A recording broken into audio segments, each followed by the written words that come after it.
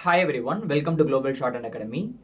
இந்த வீடியோவில் நம்ம எதை பற்றி பார்க்க போகிறோம் அப்படின்னா, August 2025 short and technical examination நடந்து முடிஞ்சு ரிசல்ட் வந்து பேப்பர் காப்பியுமே வந்து அப்ளை பண்ணவங்களுக்கு வந்து வந்துருச்சு. ரிசல்ட்ஸ் வராதவங்க மோஸ்ட்லி பேப்பர் காப்பி வாங்கி பார்த்துருந்துருப்பீங்க. ஸோ நிறைய ஸ்டூடெண்ட்ஸ் வந்து எனக்குமே வந்து பேப்பர் காப்பி அனுப்பியிருந்தாங்க, இதை செக் பண்ணி சொல்லுங்கள் எப்படி இருக்குது அப்படின்னு சொல்லிட்டு. அந்த ரிசல்ட்ஸ் வராதவங்க பண்ண பெரிய மிஸ்டேக்ஸ், மேஜர் மிஸ்டேக்ஸ் என்னென்னலாம் வந்து பண்ணியிருக்கிறாங்க அப்படின்றது நான் இந்த வீடியோவில் உங்களுக்கு வந்து சொல்ல போகிறேன். ஹோப்ஃபுல்லி இந்த வீடியோ வந்து அப்கமிங் எக்ஸாம் எழுதுறவங்களுக்கு வந்து பார்த்தீங்கன்னா ரொம்ப ஹெல்ப்ஃபுல்லாக வந்து இருக்கும். முழுக்க முழுக்க வந்து ஸ்டூடெண்ட் சைடில் இருக்கிற பிரச்சனையால தான் வந்து ரிசல்ட்ஸ் வரலையான்னு கேட்டிங்கன்னா அப்படி கிடையாது. டோட் சைட்லேயுமே சில எரர்ஸ் வந்து நடந்திருக்கு. அதுவுமே நான் இந்த வீடியோவில் வந்து உங்களுக்கு வந்து ஹைலைட் பண்ணுறேன். ஓகே, ஃபஸ்ட்டு திங் என்ன அப்படின்னா, பாஸ் பண்ணவங்களுக்கும் பாஸ் பண்ணாதவங்களுக்கும் இருக்கிற அந்த மார்க் டிஃப்ரென்ஸ் எதனால் வந்திருக்கு அப்படின்னா, செகண்ட் பேப்பர் ஃபோக்கஸ் பண்ணாமல் இருக்கிறாங்க நிறைய பேர். Especially English short and senior கிரேட்லேயும் சரி, ஜூனியர் கிரேட்லேயும் சரி, செகண்ட் பேப்பர் ஃபோக்கஸ் பண்ணவே கிடையாது. இதுக்கு முன்னாடி வந்து என்ன மாதிரி ப்ரிப்பேர் பண்ணிட்டு இருப்பாங்கன்னா, ஃபர்ஸ்ட் பேப்பர் வந்து பாஸ் பண்ணிவிட்டு செகண்ட் பேப்பர் பாஸ் மார்க் போட்டுருவாங்க அப்படின்னு சொல்லிட்டு. அப்படிலாம் கிடையாது. சிலபஸ் சேஞ்ச் பண்ணிட்டாங்க. சில பேருக்கு வந்து சிலபஸ் சேஞ்சிலே வந்து பார்த்தீங்கன்னா நிறைய ஒரு புரிதல் இல்லாமல் வந்து இருக்குன்னு நினைக்கிறேன். 2 எக்ஸாமினேஷன் நடந்து முடிஞ்சிருச்சு. அப்கமிங் எக்ஸாமினேஷன்ஸ் ப்ரிப்பேர் பண்ணுறவங்க கண்டிப்பாக வந்து சிலபஸ் ஒன் டைம் வந்து பாருங்கள் என்னென்னலாம் இருக்குன்னு சொல்லிட்டு. இங்கிலீஷ் ஷார்ட் அண்ட் சீனியர் கிரேடில் லித்தோகிராஃபின்னு சொல்லிட்டு ஒன்று இருக்குது. அதுக்கப்புறமா ஃப்ரேசஸ் கொடுத்துட்டு அதுக்கு ஸ்டோக்ஸ் என்னன்னு சொல்லிட்டு கேட்பாங்க. அப்புறம் கண்டென்சேஷன் இருக்குது. இதுதான் எலாபரேஷனே இல்லையே அப்படின்னு கேட்குறாங்க. எலாபரேஷன் வந்து இன்டர் கிரேடோட முடிஞ்சு போச்சு. அதே மாதிரி ஜூனியர் கிரேடில் வந்து பார்த்தீங்கன்னா லித்தோகிராஃபி ரொம்ப கேர்லெஸ்ஸாக வந்து என்ன பண்ணுறாங்கன்னா நிறைய ஸ்டூடெண்ட்ஸ் வந்து அட்டன் பண்ணியிருக்கிறாங்க. அதே மாதிரி வந்து வேர்ட்ஸ் கொடுத்துட்டு ஸ்டோக்ஸ் கேட்பாங்க, ஸ்டோக்ஸ் கொடுத்துட்டு வேர்ட்ஸ் கேட்பாங்க. அதுவுமே வந்து பார்த்தீங்க அப்படின்னா சரியாக வந்து எழுதுக்கணும். புக்கில் இருக்கிற மாதிரி வந்து எழுதணும். தியரி கொஸ்டின்ஸ்க்குமே புக்கில் இருக்கிற எக்ஸாம்பிள்ஸ் கொடுக்கணும். புக்கில் இருக்கிற மாதிரி கொஞ்சம் சிமிலராக வந்து என்ன பண்ணணும்னா டெஃபினேஷன் வந்து நம்ம வந்து எழுதணும். அப்படி நம்ம வந்து எழுதலைன்னு வச்சுக்கோங்களேன், நம்மளுக்கு வந்து பாதி மார்க்கோ இல்லைனா மார்க் போடாமல் இருக்கிறதுக்கோ தான் வந்து சான்சஸ் வந்து அதிகம். ஓகேங்களா? ஸோ முடிஞ்ச வரைக்கும் என்ன பண்ணுங்கள், புக்கில் இருக்கிற மாதிரி எக்ஸாம்பிள்ஸ் கொடுக்க வந்து ட்ரை பண்ணுங்கள். அது பண்ணல அப்படின்னா வந்து கஷ்டம். ஓகே, இதுதான் பாஸ் பண்ணவங்களுக்கும் பாஸ் பண்ணாதவங்களுக்கும் இருக்கிற டிஃப்ரென்ஸு. செகண்ட் பேப்பர் ஃபோக்கஸ் பண்ணவே கிடையாது. ஓகே, லித்தோகிராஃபி என்ன கஷ்டம் அப்படின்னு சொல்லிட்டு நிறைய பேர் அதில் வந்து 0 மார்க் எடுத்துருக்கிறாங்கன்னே தெரில. இது நான் வந்து எப்படி சொல்கிறேன்னா, அது வந்து ஒரு மாதிரி டீஸ் பண்ணுற மாதிரியான question. Okay, short and prepare பண்ணுறவங்களுக்கு, ஷார்ட் அண்ட் எக்ஸாம் எழுதுறவங்களுக்கு ஒரு டீஸ் பண்ணுற மாதிரியான ஒரு கொஸ்டின், கிண்டல் பண்ணுற மாதிரியான கொஸ்டின். என்னன்னா, ரூல்ஸ் தெரியும் இல்லையா உனக்கு, ஸ்டோக்ஸுமே நானே கொடுக்குறேன், முடிஞ்சால் நீ இதை ரிட்டன் டிரான்ஸ்கிரிப்ஷன் பண்ணு அப்படின்னு சொல்லிட்டு டோட் சைடில் கொடுக்குற மாதிரியான கொஸ்டினா நான் வந்து பார்க்குறேன் அது. ஓகேங்களா? நம்ம வந்து ஃபஸ்ட் பேப்பரில் என்ன பண்ணுவோம், ஆடியோ போடுவாங்க, நம்ம அதுக்குண்டான ஸ்டோக்ஸ் எழுதுவோம், ரிட்டன் டிரான்ஸ்கிரிப்ஷன் பண்ணுவோம். இங்கே நானே ஸ்டோக்ஸ் கொடுத்துட்றேன். ஓகே, டோட் சைட்லேருந்து நானே ஸ்டோக்ஸ் கொடுத்துட்றேன், இதை நீ ரிட்டன் டிரான்ஸ்கிரிப்ஷன் பண்ணு. அந்த ஸ்டோக்ஸ் வந்து பார்த்தீங்க அப்படின்னா வபல்ஸ் வச்சு லைட்டு டார்க்கு கரெக்டாக வந்து மெயின்டைன் பண்ணி கரெக்டான பொசிஷனில் வந்து என்ன பண்ணுவாங்க அப்படின்னா ஸ்டோக்ஸ் கொடுப்பாங்க. அது ரூல்ஸ் பிரகாரம் படித்து அதை எழுதுறதுக்கு வந்து என்ன சிரமம்னு தெரில. அதில் நிறைய பேர் வந்து 0 மார்க் வந்து எடுத்துருக்குறாங்க. எனக்கு தெரிஞ்சு உங்களுக்கு அந்த ரூல்ஸ்லாம் பற்றி தெரியாமல் இருக்காது எனக்கு தெரிஞ்சு. என்னென்னா லேக் ஆஃப் ப்ராக்டிஸ் தான். ஓகே, அதில் வந்து நீங்கள் இம்பார்ட்டன்ஸ் வந்து கொடுக்கணும். ஃபஸ்ட் பேப்பரில் நல்ல மார்க் எடுத்துருக்குறாங்க, ஆனால் செகண்ட் பேப்பரில் வந்து பார்த்தீங்கன்னா இதனால் வந்து ஃபெயில் ஆகிருக்கிறாங்க. ஸோ ஸ்டூடெண்ட்ஸ் வந்து அடுத்த எக்ஸாம் ப்ரிப்பேர் பண்ணுறவங்க செகண்ட் பேப்பருக்குமே ஈக்குவலாக இம்பார்ட்டன்ஸ் கொடுங்க, இன்னும் கொஞ்சம் அதிகமாகவே கொடுங்க. ஓகே, நம்மளுடைய சேனலுமே வந்து அது ரிலேட்டடான கண்டென்ட்ஸ் வந்து போடுறோம். இது வரைக்கும் ஃபஸ்ட் பேப்பருக்கு வந்து 6 மினிட்ஸ், 6:30 மினிட்ஸ், 7 மினிட்ஸ் டிக்டேஷன்ஸ் தான் வந்து போட்டிருக்கேன். இதுக்கப்புறம் வந்து பார்த்தீங்கன்னா செகண்ட் பேப்பர் ரிலேட்டடாகவும் சில கண்டென்ட்ஸ் வந்து நான் அப்லோட் பண்ணுறேன். அதையும் நீங்கள் வந்து பார்க்கணும் அப்படின்னா சேனல் வந்து ஃபாலோ பண்ணி வச்சுக்கோங்க. Okay, by the way second paper நல்லா வந்து ப்ரிப்பேர் பண்ணோங்க. ரெண்டாவது, நிறைய ரிட்டன் டிரான்ஸ்கிரிப்ஷன் செஞ்சு பார்த்து மிஸ்டேக்ஸை வந்து என்ன பண்ணணும் அப்படின்னா, நம்ம என்ன மாதிரியான மிஸ்டேக்ஸ் பண்ணுறோன்னு ஒன்று பார்க்கணும். அது பார்க்காம டேரெக்டாக வந்து ரிட்டன் டிரான்ஸ்கிரிப்ஷனே பண்ணாமல் டேரெக்டாக போயிட்டு எக்ஸாமில் நம்ம வந்து அப்ரோச் பண்ணோம் அப்படின்னு வச்சுக்கோங்களேன், எக்ஸாமில் எக்ஸ்போஸ் ஆகிடும் நம்மளுக்கு வந்து விஷயம் தெரில அப்படின்னு சொல்லிட்டு. ஓகே, டைம் பத்தாது, டைம் மேனேஜ்மெண்ட் நம்மளால் வந்து சரியாக பண்ண முடியாது.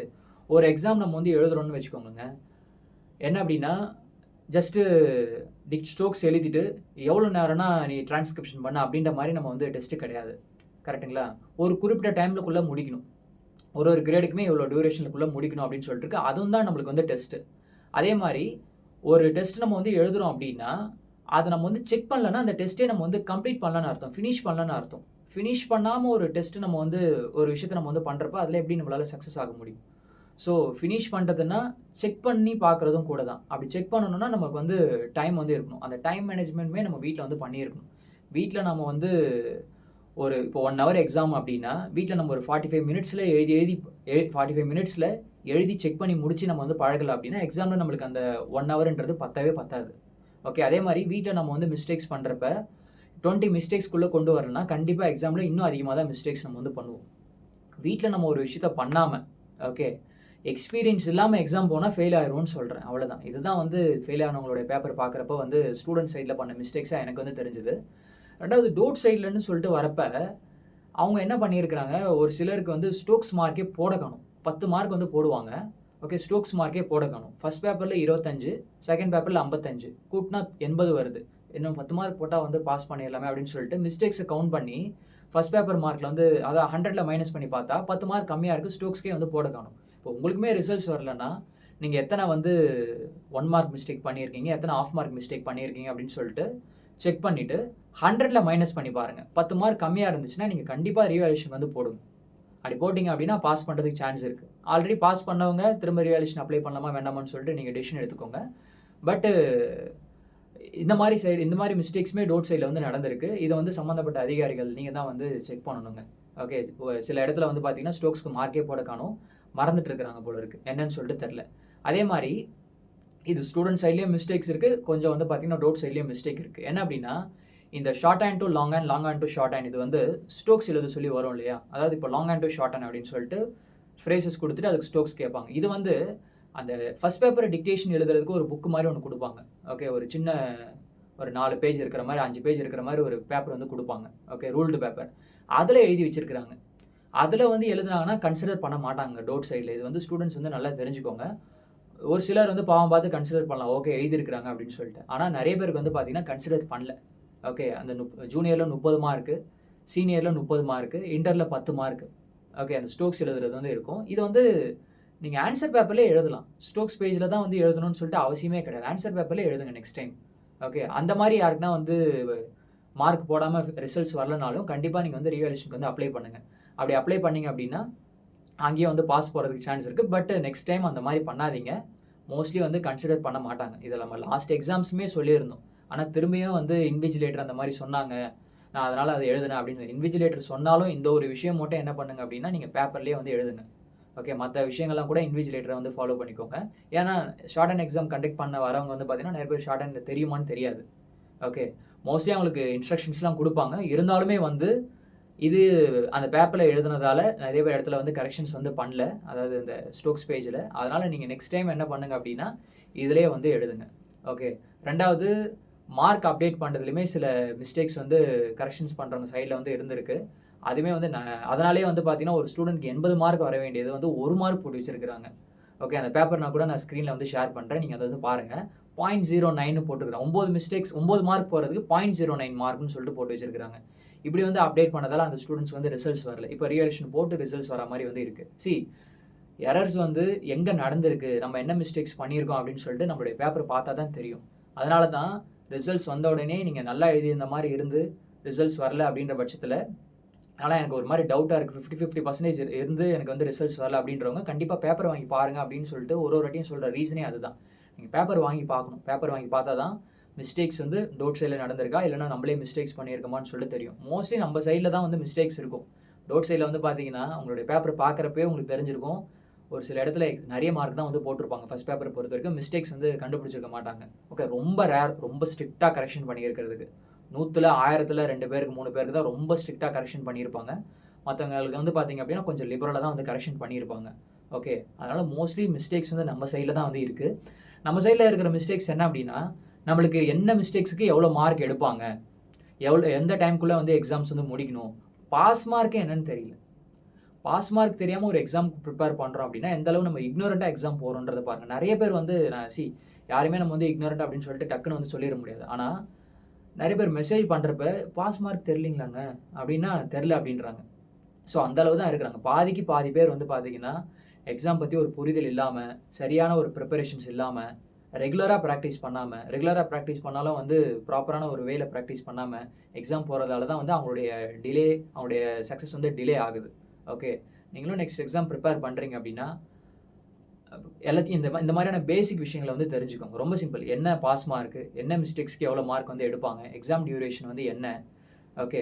ரிட்டன் டிரான்ஸ்கிரிப்ஷன் பண்ணுறது, ஆடியோ வந்து கொஞ்சம் அட்வான்ஸ்டாக எழுதுறது.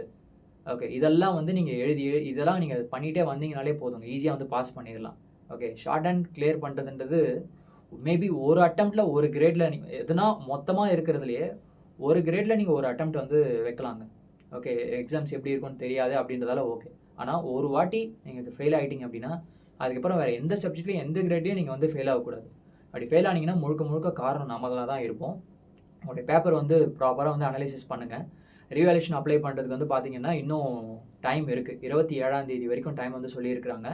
ஸோ, உங்களுக்கு உங்களுடைய பேப்பர்ல வந்து இந்த மாரி எதனா எரர்ஸ் இருந்து மார்க் போடாம, இல்லனா வந்து மிஸ்டேக்ஸ் இல்ல. ஆனா அங்க வந்து மிஸ்டேக்ஸ் போட்டுருக்காங்க அப்படின்னு சொல்லிட்டு நீங்க ஃபீல் பண்ணீங்கன்னா, தாராளமா ரீவேல்யூவேஷன் வந்து அப்ளை பண்ணுங்க.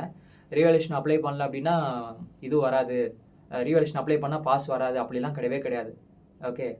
ஸோ, கண்டிப்பா வந்து வேணுன்றவங்க ரீவேல்யூவேஷன் வந்து அப்ளை பண்ணுங்க. அடுத்த எக்ஸாம் நோட்டிஃபிகேஷனே வந்து டிசம்பர் மந்த்லயே வந்து வந்துருங்க. ஓகே. எல்லாமே சீக்கிரமா வந்து நடந்துட்டு இருக்கு. டோட் சைட்ல இருந்து எல்லாமே அவங்க வந்து அப்டேட் பண்ணிட்டு இருக்காங்க. 2021 டைம்லலாம் வந்து ஷார்ட் அண்ட் எக்ஸாமினேஷன்னாலே ஒரே வந்து கலவரமா இருக்கும். விச் மீன்ஸ் பேசேஜ் வந்து ரொம்ப டஃப்பா இருக்கும். ஆடியோ சரியா ரெக்கார்ட் பண்ணியிருக்க மாட்டாங்க.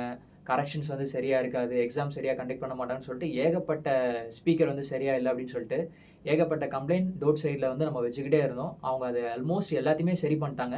இப்போ நடக்கிற விஷயங்கள் எல்லாமே கூட சீக்கிரமா நடக்குது. முன்னலாம் பேப்பர் கப் இவ்வளோ சீக்கிரமே வராது. கரெக்ஷன்ஸ் இவ்வளோ சீக்கிரமா பண்ணி முடிக்க மாட்டாங்க. ரிசல்ட்ஸ் இவ்வளோ சீக்கிரமா வந்து விட்டது கிடையாது. இப்போ வந்து பார்த்தீங்கன்னா, எல்லாமே சீக்கிரமா வந்து நடக்குது. ஓகே. சர்டிஃபிகேட் மட்டும் கொஞ்சம் டிலேவா வருது. அதுவுமே கொஞ்சம் சீக்கிரம் பண்ணிருவாங்கன்னு வச்சுக்கோங்க.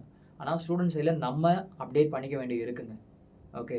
ஸோ, இது பேப்பர் காப்பி பார்த்ததுலேருந்து எனக்கு தோணின விஷயங்கள் இது எல்லாமே. ஓகே. ஸோ, என்னன்றத வந்து பாருங்க. அடுத்த எக்ஸாம் கிளியர் பண்ணணும். அதுக்கு வந்து என்ன பண்ணணுமோ, அத ரெகுலரா பண்ணுங்க. ஓகே. ரெகுலரா பிராக்டிஸ் பண்றது இம்பார்ட்டன்ட். 2வது ரெகுலரா கரெக்ட்டான வேல பிராக்டிஸ் பண்றது இம்பார்ட்டன்ட். அப்படி நம்ம பிராக்டிஸ் பண்ணோம் அப்படின்னாலே, நம்ம யாரையுமே வந்து டிபெண்ட் பண்ணி இருக்கணும்னு சொல்லிட்டு அவசியமே கிடையாது. ஓகேங்களா? ஸோ, நல்லா பிராக்டிஸ் பண்ணுங்க. ஓகே. அப்கமிங் வீடியோஸ்ல நம்ம வந்து பார்க்கலாம். Thank you.